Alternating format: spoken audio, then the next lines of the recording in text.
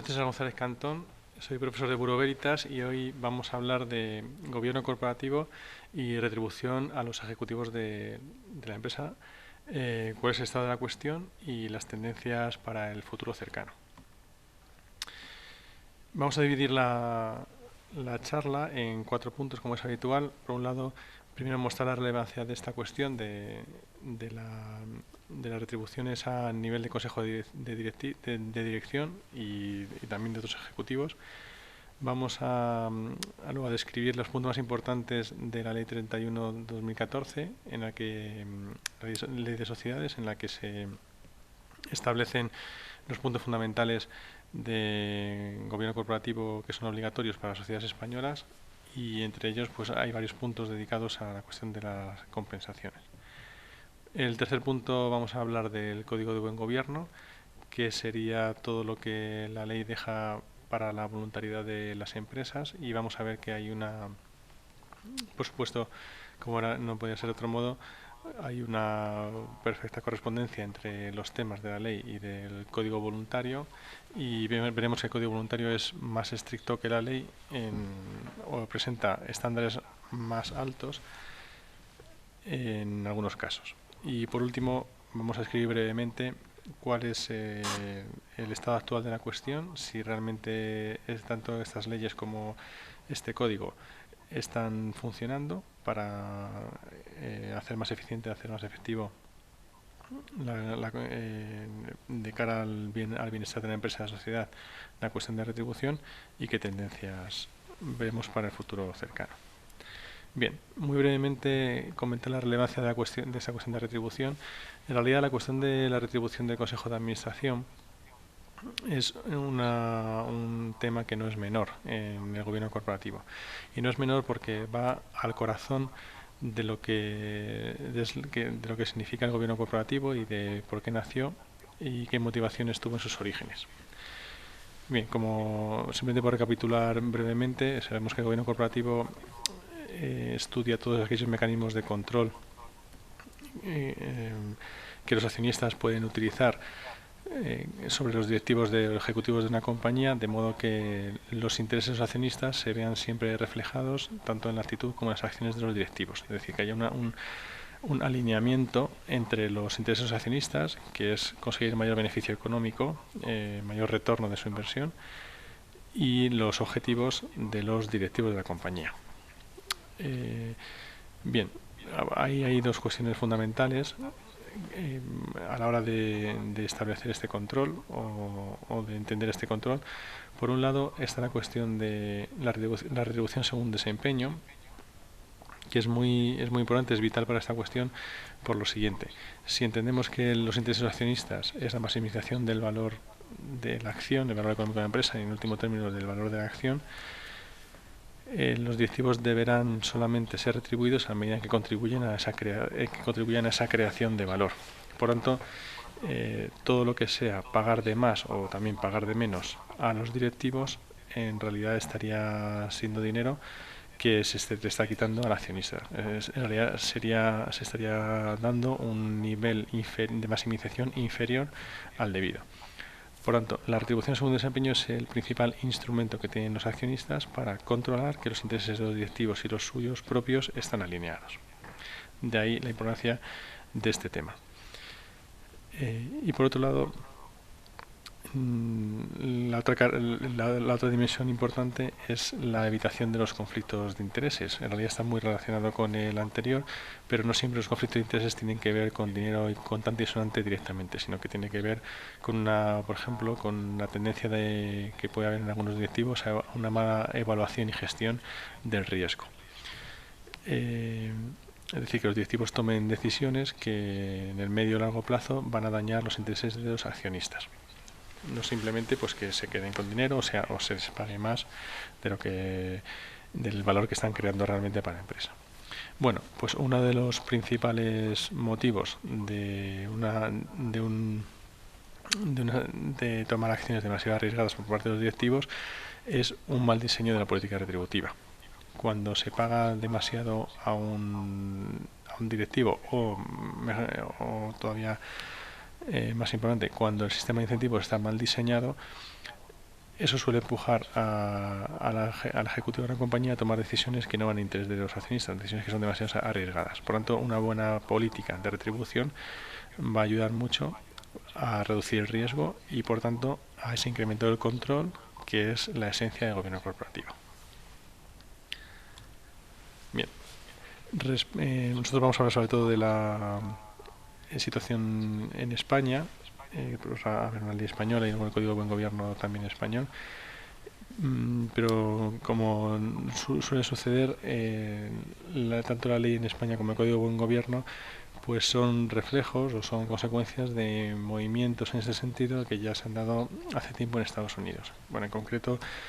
el movimiento más reciente, más importante en tiempos recientes es las nuevas reglas aprobadas en el 2010 por la SEC norteamericana,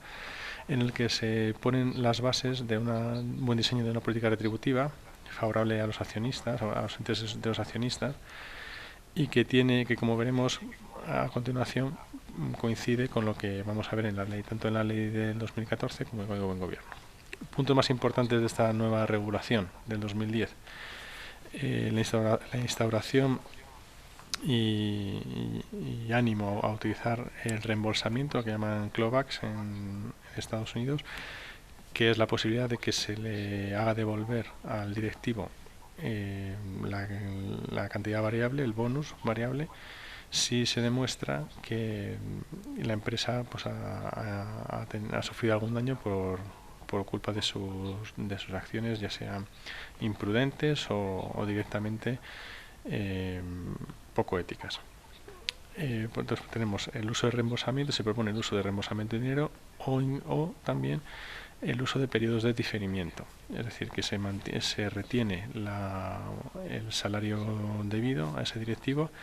hasta que se demuestre que su actuación fue correcta, aunque la empresa pues haya acabado en una situación mala o haya sufrido daño. Periodos de diferimiento hasta que se demuestre que la situación del directivo fue correcta con buena voluntad, o bien diferirle el pago hasta que se esté seguro que las acciones que el directivo tomó en su momento no fueron motivadas para un enriquecimiento personal. Y luego, aparte de estas dos figuras, que tienen que ver más con una cuestión más que preventiva, pues de solución de un problema que ya haya pasado, de modo preventivo, la SEC propone varios criterios de determinación de una buena política de remuneración. Por un lado, diseñar y establecer unas métricas de desempeño adecuadas. Por ejemplo, no sería una métrica de desempeño adecuada de la actuación de un directivo que el precio de la acción ha subido un tanto por ciento en un periodo anual, porque, por ejemplo, porque esta subida, simplemente así dicho, esta subida puede deberse a muchas variables que no son solamente la actuación del directivo. Por tanto, se pide un esfuerzo por diseñar unas métricas de desempeño que realmente aseguren que el salario refleja realmente la actuación del directivo. Una mezcla apropiada de formatos, fijo, variable, pago en opciones, que realmente refleje el esfuerzo, la actuación del directivo, y por otro lado minimice la posibilidad de que el directivo tome riesgos excesivos con la intención, por ejemplo, de aumentar el precio de la acción, pues porque la mayor parte de su salario, por ejemplo, estuviera en las acciones de la compañía. Limitación a la retribución no ligada al desempeño, en ese espíritu de intentar ajustar lo más posible el salario del directivo a lo que realmente hace para crear valor para la empresa. Por lo tanto, disminuir mucho o limitar mucho todo lo que no tenga que ver con una acción directa del directivo para crear valor económico para la empresa. El empleo de consultores independientes para el diseño de políticas de remuneración. Vamos a ver que la política de compensación de una empresa está en manos de un comité específico, y se propone que este comité acuda a consejo externo de terceras partes cuando tenga que cuando estén diseñando esta política. Y luego el uso de pagos diferidos, como hemos comentado antes, aparte de al margen o más allá de la mezcla propia de la estructura, de formatos, de estructura del salario o la limitación a la retribución. Bien, la ley, vamos a ver la ley española del 2014, en su introducción muestra muy claramente cuál tiene que ser el espíritu de una buena política de compensación. Y aquí hay dos cosas interesantes. Por un lado, la más evidente, y es que la retribución debe estar orientada a promover la rentabilidad de la empresa, es decir, debe estar orientada a promover los intereses de los accionistas, hacerles ganar el mayor dinero posible, el mayor retorno de inversión, evitando o teniendo integrado en esa política de retribución mecanismos que eviten la asunción excesiva de riesgos. Hasta este momento, o hasta ahora, no nos descubre nada nuevo. Lo que es más interesante quizá es el énfasis en que la retribución debe guardar una proporción razonable con los beneficios de la empresa. Y eso, evidentemente, beneficia a la empresa, situación económica, situación competitiva, estándares de la industria, etcétera. Por un lado, porque evidentemente sería una tontería que el directivo ganara, perdón, que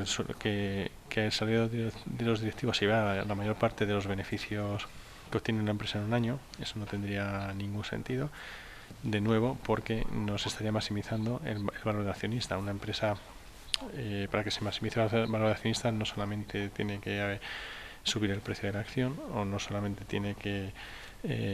haber un reparto de dividendos, también se necesita una reinversión de los beneficios en la propia empresa para que esa subida del precio de la acción y esa sostenibilidad del valor de la acción pues se mantenga en el tiempo, que es lo que le interesa a todo accionista. De modo que debe haber una proporción razonable, porque si demasiado dinero se va en salarios, no queda dinero para la reinversión en la propia empresa y por lo tanto para su sostenibilidad económica y para su creación de valor. Y luego también, detrás de esta idea de la proporción razonable, podemos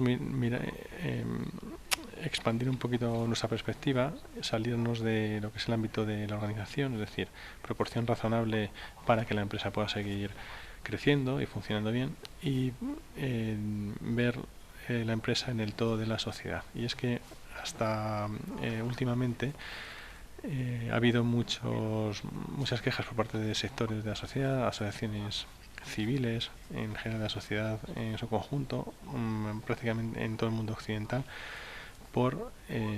quejas o escándalos por la enorme cantidad de dinero, perdón, por la enorme desigualdad salarial entre ejecutivos de una compañía y otros trabajadores de esta, ¿no? En algunos casos estamos hablando de que el salario del director de una compañía, de director general de una compañía, es 300 veces el salario de un trabajador medio. Cosa que desde un punto de vista del bienestar social no se entiende, no es posible entender. Por tanto, también cuando se habla de proporción razonable, no solamente es a nivel interno de la empresa en relación a los beneficios que esa empresa obtiene, sino también en relación a los estándares de la sociedad o los valores que una sociedad tiene respecto a estas cuestiones. Bien, vamos a ver 5 o 6 puntos que tienen que ver con ese contexto que presentábamos al principio, que desemboca en un mayor control por parte de los accionistas respecto a los ejecutivos, respecto al consejo de dirección. Por un lado, la ley obliga a que la comisión que establece la política de retribución, la comisión de retribuciones, esté separada del consejo de administración. Puede coincidir con la comisión de nombramientos de directores del consejo, puede ser la misma. En todo caso, ha de estar separada del consejo de administración para evitar conflictos de intereses. Evidentemente es muy sencillo, para evitar que, por ejemplo, pues el director general se ponga el sueldo a sí mismo, ¿no? O a su vicepresidente. Esa comisión tiene que estar separada para asegurar más independencia y por lo tanto más control del accionista sobre las acciones de los directivos. Por otro lado, se obliga a que la política de retribución se someta al voto de la Junta General de Accionistas, al menos, dice que con carácter plurianual, al menos como máximo cada 3 años, como punto separado del orden del día. Al menos cada 3 años debe revisarse la política de remuneraciones y además debe publicarse en la página web y debe hacerse más transparente. Debe darse a conocer de modo público. Esto es una cuestión que es nueva. Muchas de las cosas que encontramos en la ley del 2014 son recomendaciones que estaban en el Código Unificado de Buen Gobierno de años anteriores y que luego han sido incorporadas, que han sido hechas obligatorias por ley. En concreto este de publicar la política de retribuciones en la web de la compañía, la página web de la compañía. Esto es una recomendación del código, creo recordar, del código del 2013, de la actualización del 2013, que la ha sido incorporada luego a la ley en el 2014. Otras cuestiones interesantes, por ejemplo, límites a la participación en los beneficios, es decir, cuánta parte del salario de los miembros del Consejo es una proporción de los beneficios. Pues en concreto en las sociedades limitadas me parece que no se puede, el montante total de los salarios de los ejecutivos no puede superar el 10% de los beneficios, y en las sociedades anónimas no se establece un tanto por ciento determinado. Lo que sí se dice es que primero hay que satisfacer todas las exigencias de reservas legales y estatutarias de la compañía, pagar los dividendos a los accionistas, al menos un 4% o el máximo que se haya estipulado en la política de la compañía, y después vienen los salarios de los directivos. De nuevo, para evitar esos conflictos de intereses entre directivos que quieren ganar más y accionistas que también quieren ganar más, ¿no? Límites también a la retribución con acciones. Aquí también hay límites. No pueden, creo recordar, no puede superar 2 veces el salario fijo, la parte variable del sueldo en acciones. El artículo 249 es también muy interesante porque solamente se puede retribuir al ejecutivo por aquello que esté estipulado en el contrato. No puede haber sorpresas al final de año de que se le da un bonus extra o por algo que no está en el contrato. Y por lo tanto este punto va directamente a mejorar la gestión y la definición del pago por desempeño, de que solamente se pague al directivo por aquellas acciones que crean valor para la compañía. Por otro lado, no solamente es que la comisión de retribuciones sea independiente del Consejo, esté separada del Consejo, sino que también dentro de la comisión de retribuciones debe también fomentarse la independencia. Y eso, aquí está, de modo obligatorio, esta comisión debe estar compuesta por consejeros no ejecutivos, es decir, que no están en la marcha de la compañía, la marcha diaria de la compañía, y al menos 2 de estos consejeros deben ser independientes, es decir, no deben de tener intereses económicos en la empresa, no deben poseer acciones de la empresa. Y además el presidente de la comisión será uno de estos consejeros independientes. Por tanto, se intenta introducir más independencia todavía del Consejo en la comisión de retribuciones, aparte de ser un ente separado. Y luego también, de nuevo con esta idea de la transparencia y de una mayor responsabilidad de las empresas, no solo a los accionistas, sino en general hacia toda la sociedad y al gobierno, etcétera. También la política de retribuciones y las cantidades de retribuciones deben ser publicadas en el informe anual de la compañía, o sea, no solamente en la página web cuando se publica en la Junta de Accionistas, sino también el informe anual debe también publicar estos detalles de información. Bien, pues por ahora hemos visto lo que la ley española dice, Y ahora vamos a ver algunos puntos del Código Integral de Buen Gobierno del 2015, que es la última actualización que tenemos, se llama el Código Rodríguez, la última actualización que tenemos del Código Voluntario de Buen Gobierno, y que, por así decirlo, lo que hace es, especifica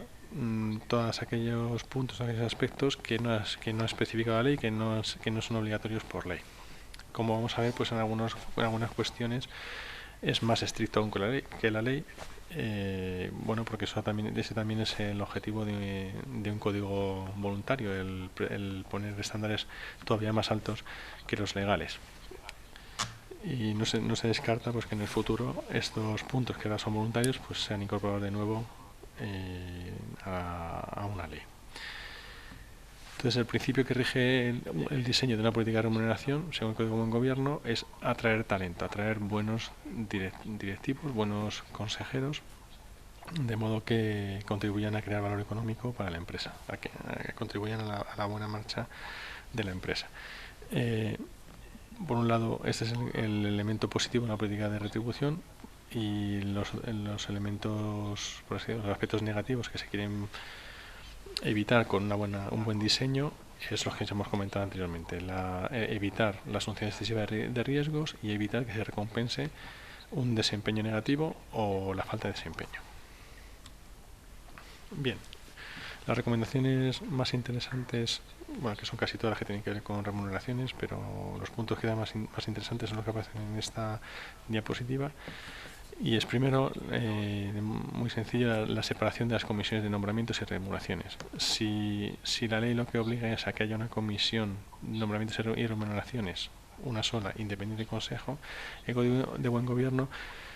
sugiere o anima a separar o a dividir esta comisión en dos, una de nombramientos y otra de remuneraciones, para todavía asegurar más la independencia de los consejeros que componen cada una de ellas. Por otro lado, con el objeto de fortalecer y de fomentar el pago por desempeño, la retribución por desempeño, se anima a que la remuneración variable sea solo para los consejeros ejecutivos, es decir,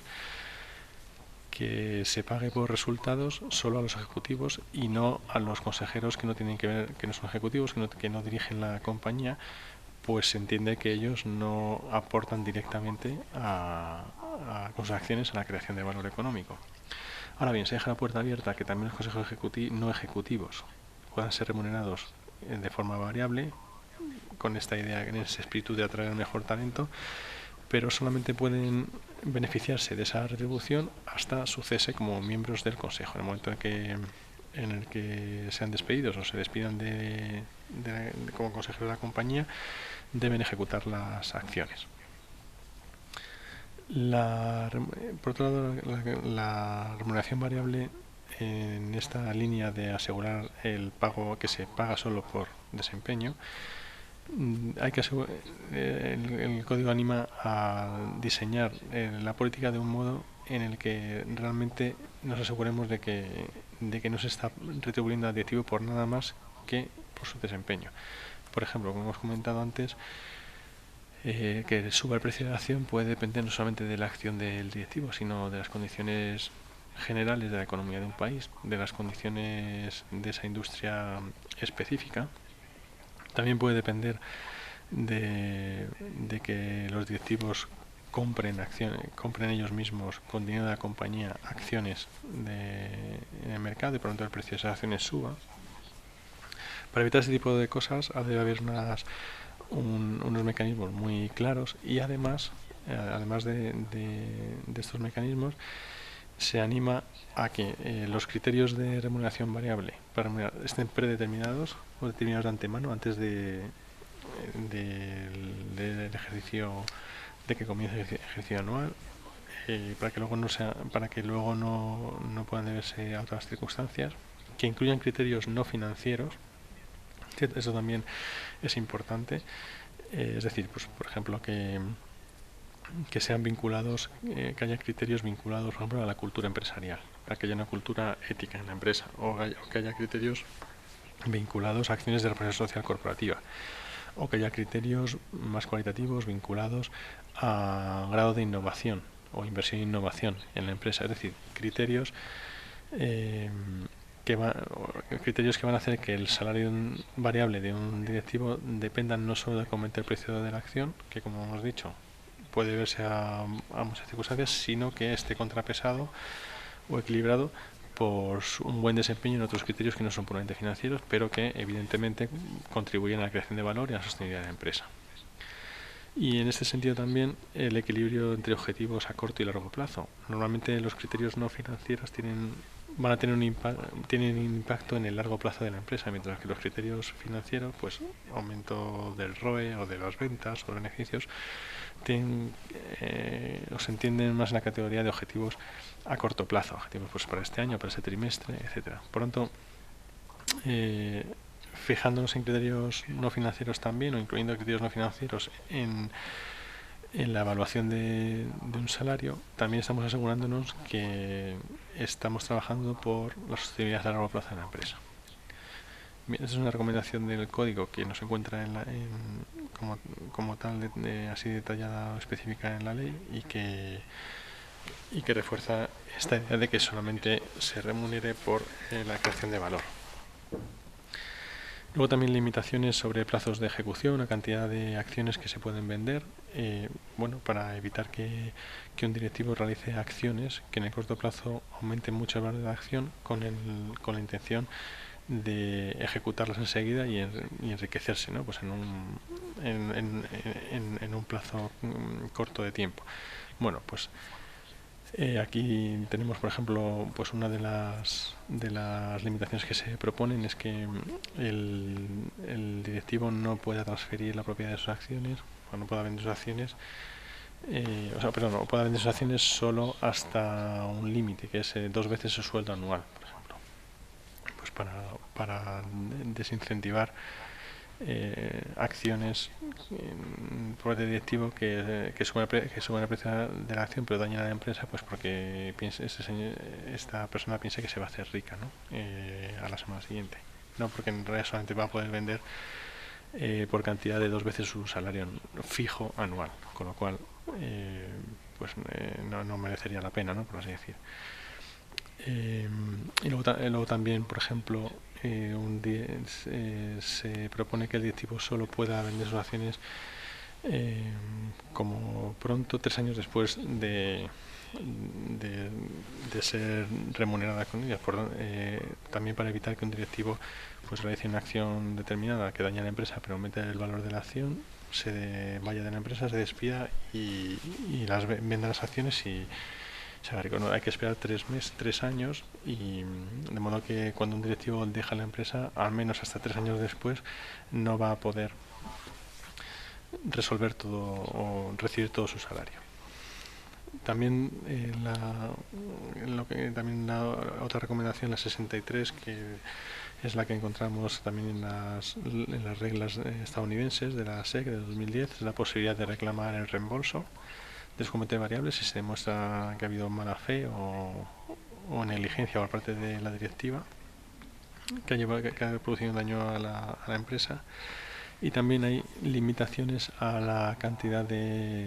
a pagar por resolución de contrato de un directivo,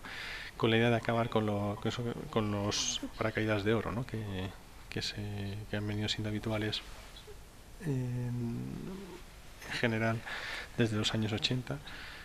Aquí se recomienda que se limiten esos finiquitos a 2 años de retribución total anual, como mucho, para evitar esos pagos millonarios a personas que incluso a veces pues se van porque no han cumplido bien con su tarea. Bien, pues es la última diapositiva. ¿Cuál es la situación actual? Es decir, están siendo efectivas estas medidas, tanto a nivel legal como a nivel de código voluntario. Bien, pues lo que parece que en realidad no del todo. Por un lado, la misma estructura de cómo está configurada la comisión de remuneraciones, incluso aunque sea una comisión separada, única, pues parece que no que no elimina los conflictos de intereses, pues porque normalmente esa comisión está formada por antiguos directores generales, gente que lleva mucho tiempo en el consejo, a la que se ha contratado por tener relaciones previas y que tiene también, que recibe también muchos beneficios por su pertenencia al consejo. Es difícil que unas personas que han sido directores generales o que se encuentran antes o que se encuentran en estas situaciones tengan una tendencia, una voluntad como clara de limitar los salarios de sus colegas, que en ese momento son directores general de compañía y otros consejeros. Ahí claramente hay unos conflictos de intereses, simplemente no por mala voluntad muchas veces, sino simplemente pues porque bien, ellos ya fueron pagados muy bien en su momento y no tienen ninguna razón para no pensar que su colega de ahora merece lo mismo. Esto no es visto así por una gran mayoría de accionistas, que muchos de los cuales piensan que los salarios actuales son muy altos. Por lo tanto, la solución a esto sería que esa comisión de remuneración, sus miembros fueran elegidos directamente por los accionistas, que pudieran ponerlos y quitarlos directamente. De hecho, sin ir más lejos, hace 3 años la Junta General de Accionistas de Telefónica votó en contra de la política de retribución propuesta para aquel año por la empresa, aunque era solamente un voto consultivo, no tenía validez legal y por lo tanto la empresa Telefónica pues la puso en marcha, pero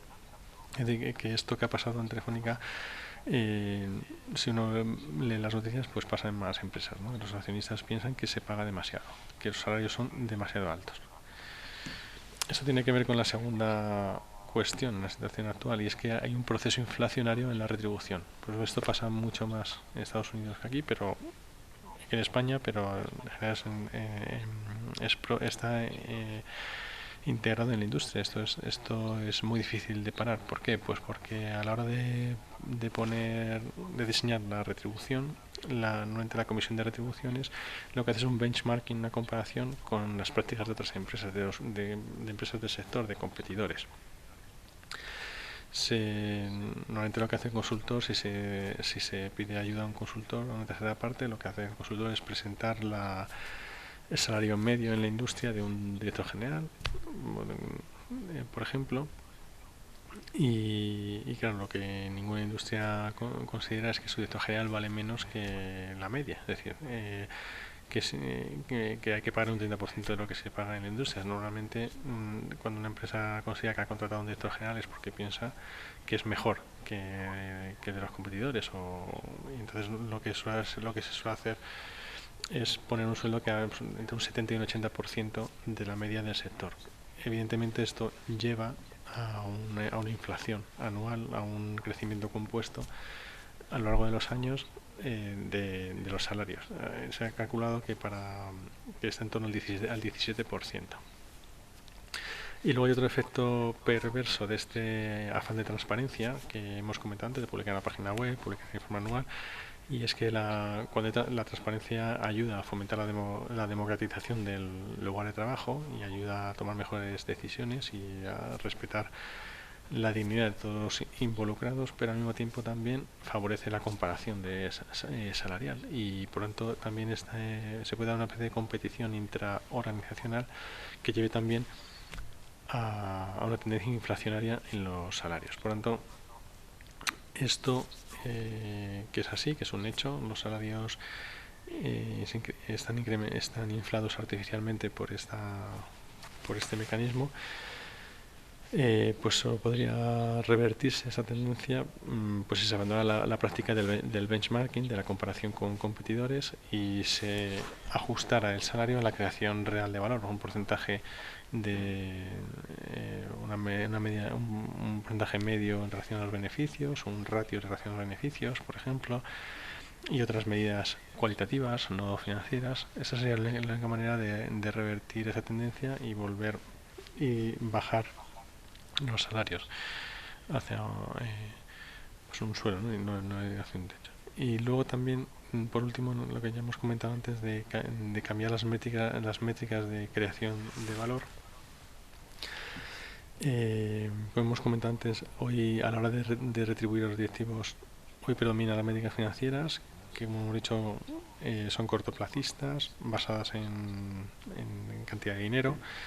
y basadas también como procedente común un criterio en el retorno total para el accionista. Cuando hemos comentado que al accionista también lo que le interesa no es solamente recibir rentabilidad hoy o dividendos hoy, sino mañana, ¿no? Hay accionistas que tienen una actitud más especuladora, más especulativa, perdón,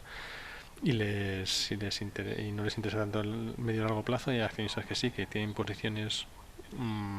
con más perspectiva temporal, y por tanto un buen diseño, una buena remuneración debería tener en cuenta métricas más cualitativas y más a largo plazo, de satisfacción del cliente, eh, buen ambiente laboral, formación de los empleados, innovación, eh, bueno, métricas que ya encontramos en los sistemas integrados de gestión que hoy manejan casi todas las empresas,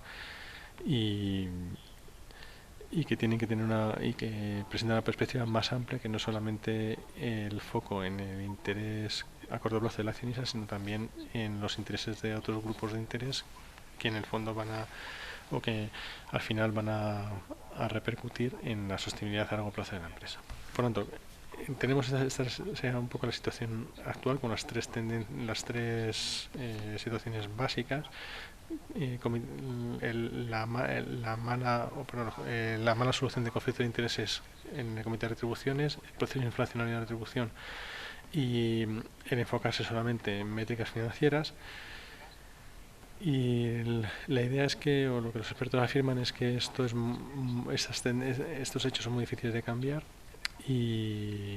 porque haría falta pues un esfuerzo conjunto de políticas gubernamentales y también la voluntad de las industrias, de las diferentes industrias, pues para revertir estos procesos y establecer cambios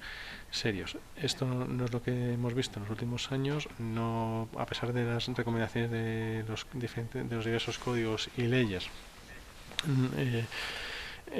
Hay una resistencia grande por parte del Consejo de Administración en general a cambiar esto, en definitiva a haber disminuido sus salarios, y por tanto lo que más probable que vayamos a ver en el futuro es una mayor regulación en estas materias.